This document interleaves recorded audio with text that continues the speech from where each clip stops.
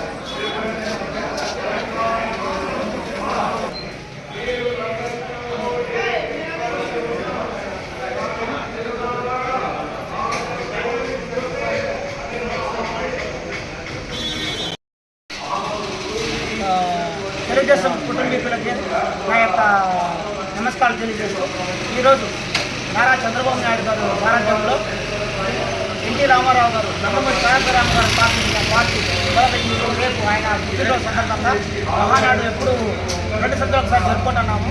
ఈ సంవత్సరం అయితే ముందుగా ఈరోజు కొత్తపేట అంటే మోడల్ కాలనీగా 11వ క్లస్టర్లో ఈ పండుగ వాతావరణం మొన్నటికి మొన్నే తిరుపతి గంగమ్మ జాతర, అంతకుముందు గంగమ్మ జాతర, ఈరోజు చంద్రన్న జాతర జరుపుకుంటున్నాము. ఈ జాతరకి ప్రతి ఒక్క మహిళ స్వతంత్రంగా వచ్చి దీన్ని వర్చువల్గా జరుగుతున్న ఈ కార్యక్రమాన్ని వీక్షిస్తున్నారు.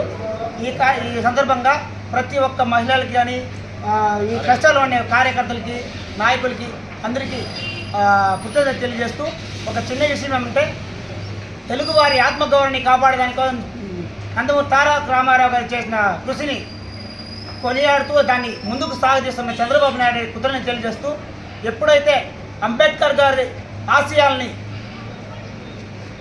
ఆయన ఒక ఇదిగా తీసుకొని ఛాలెంజ్ తీసుకొని పేదవాళ్ళ కోసం చేస్తున్న కృషిని రామారావు గారు ఇచ్చేస్తే దాన్ని చంద్రబాబు నాయుడు ముందుకు తీసుకొస్తారని వాళ్ళకి దీని తరఫున దళితుల తరఫున కూడా కృతజ్ఞత తెలియజేస్తూ రేపు కూడా ఈ కార్యక్రమాన్ని రేపు జరగబోయే కార్యక్రమం కూడా విజయనించాలని ఈ క్లస్టర్ని ప్రజలకంతా తెలియజేస్తూ మాకు సహకరిస్తున్న మా యూనిట్ క్లస్టర్లు ఇంకా బూత్ ఇన్ఛార్జులు, పార్టీ ప్రెసిడెంట్లు అంటే కృతజ్ఞత తెలుపుతూ జై తెలుగుదేశం, జై చంద్రబాబు నాయుడు గారు.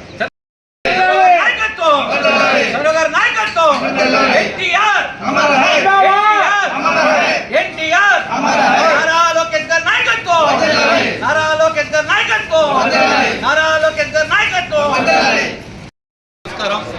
ఈరోజు రాష్ట్ర వ్యాప్తంగా తెలుగుదేశం పండుగ జరుగుతూ ఉంది. మహానాడు పండుగ ప్రతి సంవత్సరం కూడాను మహానాడు అనేది మన ఆనవాయితీగా జరుగుతుంది. ఏదో ఒక జిల్లాలో పెద్ద ఎత్తున కార్యక్రమాలు చేస్తూ మనం మహానాడు పండుగ వాతావరణం చేసుకునే వాళ్ళం.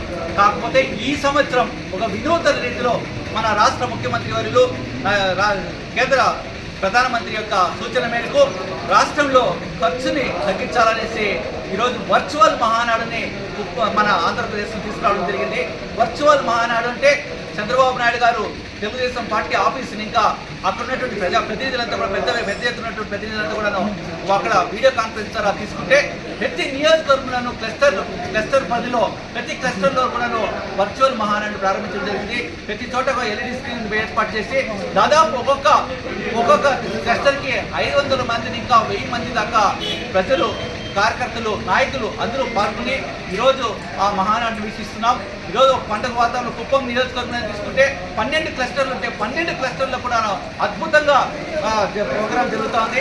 ఈ కార్యక్రమానికి కార్యకర్తలు, నాయకులు అందరూ కూడా దండోపదండాలుగా వచ్చి వాళ్ళ యొక్క అటెండెన్స్ కూడాను వేసుకొని ఈ యొక్క మహానాడు వీక్షిస్తున్నారు.